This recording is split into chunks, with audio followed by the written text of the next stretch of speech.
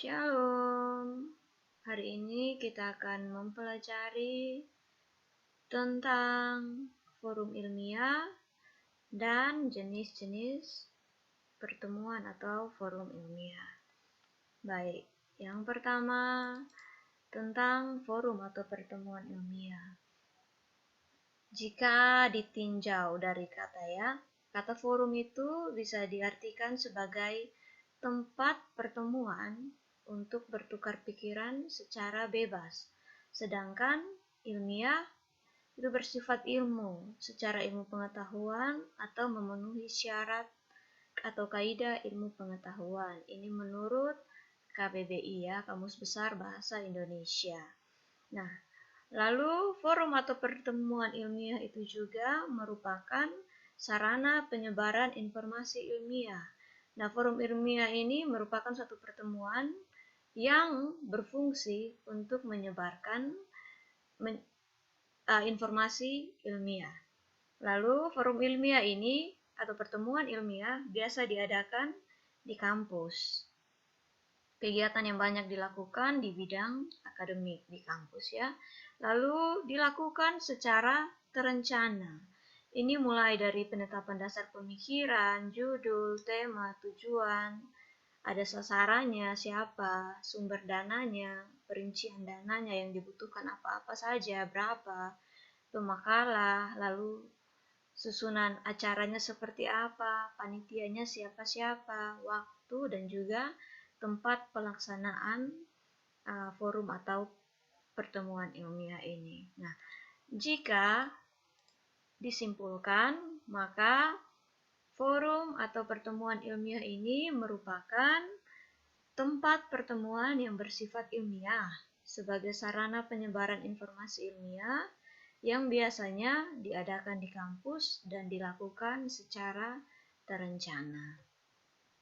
Itu tentang forum atau pertemuan ilmiah. Selanjutnya kita akan melihat bentuk-bentuk pertemuan ilmiah. Ada banyak ya, ada banyak bentuk atau jenis pertemuan ilmiah. Di sini saya cuma tampilkan 6 saja. Ada diskusi panel, lokakarya, atau akademik workshop, ada seminar, ini yang menjadi mata kuliah kita. Lalu ada simposium, ada konferensi, dan juga ada bedah buku. Kita coba lihat satu persatu. Yang pertama, diskusi panel. Nah, diskusi panel ini merupakan suatu pertemuan yang terdiri dari 3-6 orang panelis atau orang yang mengemukakan topik-topik khusus yang telah ditetapkan sebelumnya.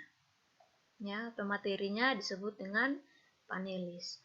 Nah, diskusi panel ini biasanya dipimpin oleh seorang moderator. Nah, ciri dari pertemuan atau forum ilmiah ini biasanya ada moderatornya ya. Seperti apapun bentuknya atau jenisnya, selalu ada seorang moderator untuk memandu jalannya suatu pertemuan ilmiah, kegiatan ilmiah. Nah, dari hasil diskusi panel ini diperoleh masukan berupa berbagai pendapat yang berbeda-beda dari para panelis. Lalu setelah itu peserta distimulasi untuk dapat berdiskusi. Nah, perbedaan pendapat antara para panelis itu merupakan hal yang biasa kalau di dalam diskusi panel ya. Perbedaan pendapat antara satu panelis dengan panelis lainnya itu merupakan hal yang biasa. Nah, pada akhirnya ini yang menjadi ciri dari diskusi panel ini ialah tidak akan ditemukan kesepakatan atau keputusan akhir antara materi yang disampaikan para panelis. Nah, kenapa? Karena perbedaan pendapat ini justru yang akan menjadi stimulus untuk memperluas wawasan berpikir para peserta diskusi panel. Nah, selama kegiatan diskusi panel ini, para panelis berbicara, setelah itu peserta hanya sebagai pendengar. Nah, setelah selesai diskusi yang disampaikan oleh para panelis, dilanjutkan dengan membuat kelompok-kelompok kecil untuk diskusi yang dilakukan antar peserta.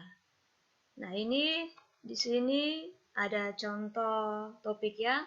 Contoh topik dari diskusi panel yaitu connecting the dots atau menghubungkan titik-titik bergerak maju dengan pendidikan dan teknologi.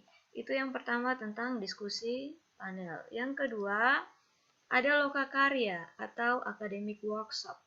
Ini merupakan pertemuan para ahli atau pakar untuk membahas suatu masalah praktis atau yang bersangkutan dengan pelaksanaan dalam bidang keahliannya. Nah, adapun tujuan dari lokakarya atau academic workshop ini ialah untuk menghasilkan produk atau hasil karya seperti model pembelajaran, proposal penelitian, dan lain sebagainya. Lokakarya ini biasa dimulai dengan sebuah presentasi secara umum tentang masalah yang akan dipecahkan oleh narasumber, misalnya tentang sebuah karya atau bagaimana cara menghasilkan sebuah karya oleh pihak pemakalah atau narasumber. Nah, kemudian dilanjutkan dengan aktivitas untuk menghasilkan karya. Biasanya peserta dalam lokakarya ini akan dibagi ke dalam kelompok-kelompok. Setiap kelompoknya itu nanti akan didampingi oleh penasihat ahli. Nah, tujuan dari lokakarya ini ialah menghasilkan produk atau karya seperti model pembelajaran, proposal penelitian, dan lain sebagainya, sebagaimana sudah saya kemukakan sebelumnya. Contoh dari lokakarya ialah salah satu contohnya yaitu standarisasi mutu pembelajaran dan kelengkapan dokumen kurikulum. Pada lokakarya tersebut, para peserta diarahkan tentang bagaimana cara membuat dokumen pembelajaran seperti RPS dan RPP ya, yang sesuai dengan kurikulum terbaru gitu. Nah, para peserta juga dibimbing untuk bisa membuat RPS dan RPP yang sesuai gitu. Hasil akhirnya dari lokakarya ini ialah semua peserta memiliki pemahaman yang sama tentang RPS dan RPP. Tidak hanya pemahaman saja, tetapi mampu juga untuk menghasilkan RPS dan RPP yang sesuai dengan kurikulum. Gitu ya. Itu tentang lokakarya atau academic workshop. Selanjutnya tentang seminar. Seminar atau webinar ya. Kalau seminarnya dilaksanakan secara online, itu disebut dengan webinar. Nah, seminar itu adalah pembahasan masalah ilmiah. Topik yang biasanya dibahas adalah terkait persoalan atau masalah yang terjadi sehari-hari. Tujuan dari seminar untuk mencari solusi atas masalah-masalah tersebut.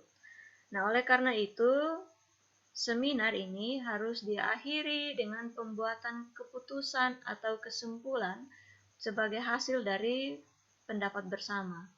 Dan terkadang juga diikuti rekomendasi atau resolusi ya. Kalau tadi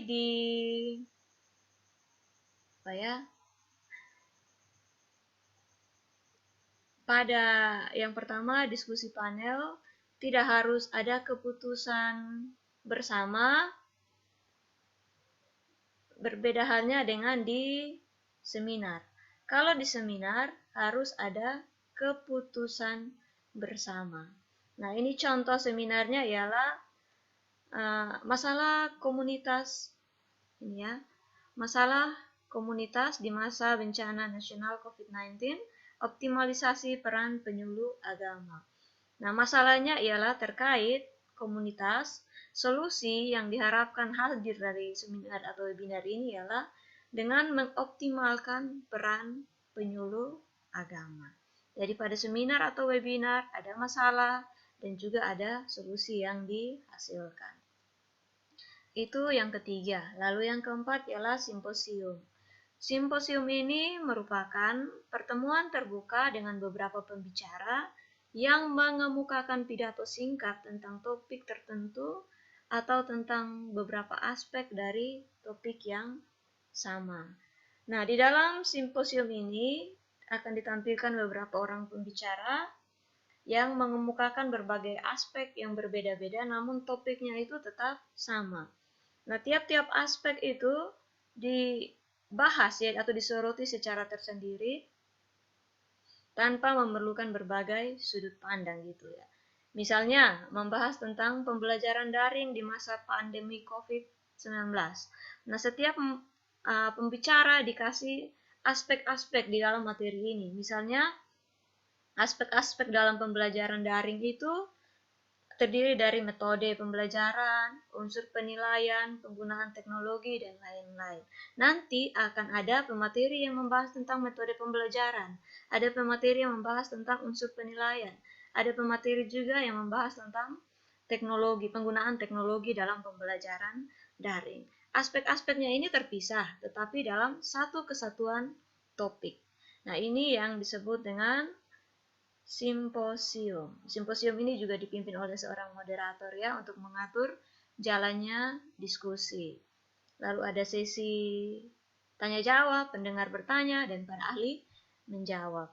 Nah, simposium ini, misalnya ini simposium nasional, misalnya simposium pendidikan yang dilakukan secara rutin sebagai agenda tahunan. Dan di dalam simposium itu akan dibahas berbagai aspek tentang pendidikan. Itu contohnya. Lalu yang kelima ya.